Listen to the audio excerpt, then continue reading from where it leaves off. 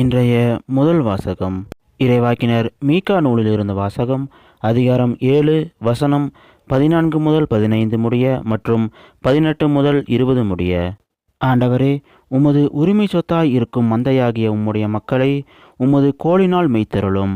அவர்கள் கார்மேலின் நடுவே காட்டில் தனித்து வாழ்கின்றார்களே. முற்காலத்தில் நடந்தது போல அவர்கள் பாசானிலும் கிலாயாத்திலும் மேயட்டும். எகிப்து நாட்டிலிருந்து நீங்கள் புறப்பட்டு வந்த நாளில் நடந்தது போல நான் அவர்களுக்கு வியத்தகு செயல்களை காண்பிப்பேன். உமக்கு நிகரான இறைவன் யார்? எஞ்சி இருப்போரின் குற்றத்தை பொறுத்து நீர் உமது உரிமை சொத்தில் எஞ்சி இருப்போரின் தீச்செயலை மன்னிக்கின்றீர். உமக்கு நிகரானவர் யார்? அவர் சினத்தில் என்றென்றும் நினைத்திரார்.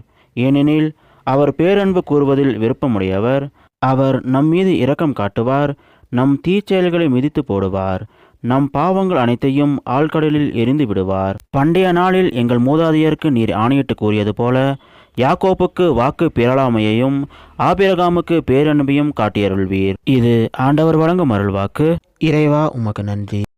இன்றைய நற்செய்தி புனித மத்தேயு எழுதிய நற்செய்தியிலிருந்த வாசகம்.